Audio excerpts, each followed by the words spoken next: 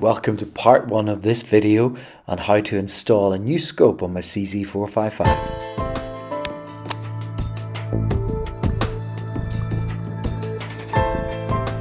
Welcome to this video where I now look at the Hawk Vantage 30WA SFIR. This scope is particularly designed for my rifle, 10.22 long rifle, and it is designed around the suppressed rounds that I fire and their velocity. So just looking into the box, we get the scope with some manuals, a cleaner, and some tools. And you can see already the scope is protected by these lens covers, which are easy to take off and easy to keep. Not like the clip-on ones. These ones are designed just to remove.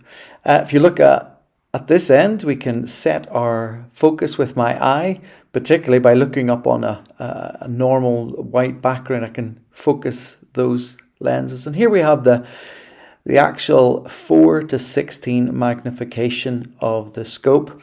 This is much larger than my 3x9 that I have been using.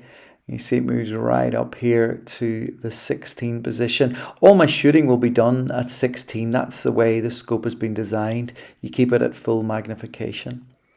Center we see here, this is for setting the zero or moving the reticle up and down. And here we have our light, which comes on to illuminate the reticle, either in red or in green, and different varieties that. And here we have the parallax. This is for keeping the target focused at different distance, so the target isn't moving across the lens. We can actually set the distance that we're shooting so that it stays in view. And here on this side we have moving the reticle left and right to deal with windage problems.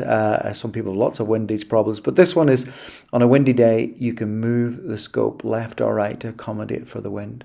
It's a 30mm lens there, so I've had to get new scope mounts, and it has a 50mm diameter lens, letting lots of light into the scope.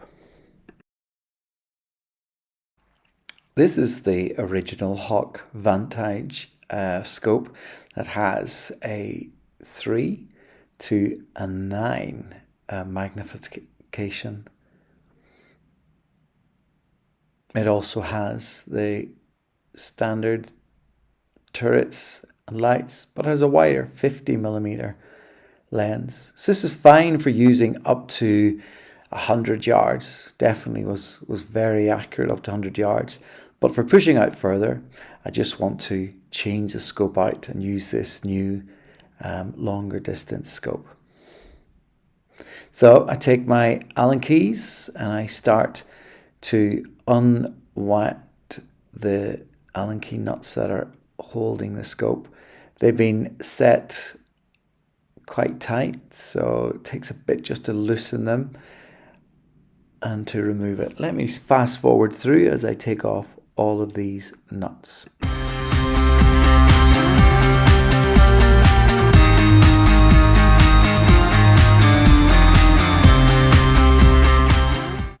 Once all the nuts are out, we can then pop off the top of the scope mounts just by simply removing there and popping them to the side, and the second one.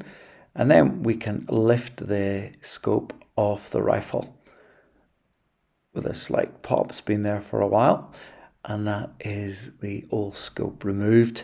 And then now looking at these, the lower part of the scope mounts, they can be removed by sliding off the 11.5mm reel that we have. Just by loosening them, we can pop them off. Once they're loosened, they can just slide off the reel like that, and the other one off the back like that, and they can be put into storage with the old scope as well. So there we have it, the removal of the old scope, and the material, no damage to the reel as well after a few years use. Now the new scope mounts are 30mm high rather than the ones we just had there were 25mm. So it's still the right ones for the for this rifle. They've got the 11.5mm rail. So we'll pop open the package. You can see that inside there are two scope mounts, and they're also inside here. You've got the tools for open them up and a little widgety thing there, and those Allen keys are for putting on the scope mounts. So let's get started, get them all opened up and get them on the rifle. Let me fast forward this process. The 11.5mm rail here is ideal, sliding these on, and they are tightened by the little nuts on the base of the scope mounts. If we just tighten them up lightly at the moment until we get them all in place, and then we will tighten them together. We'll put on the back one, the rear scope mount as well. Once the lower scope mounts are in place, we can now put on the scope and set it to the right position for my eye. It can be slid up and down on the rail.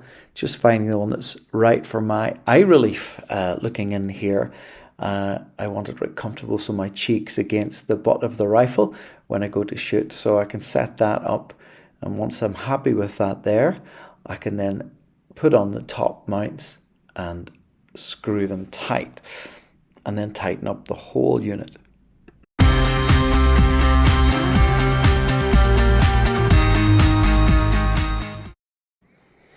And that's it, all tightened on and in place exactly where I want to be with the right eye position, and very solid, and you can see it looks so good on the rifle as well, sits well.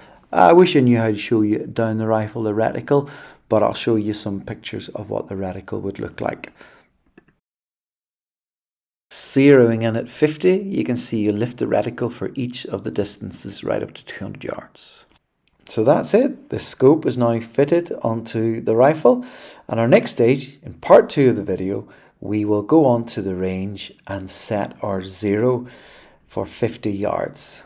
Thanks for watching, and I'll catch up with you in part 2.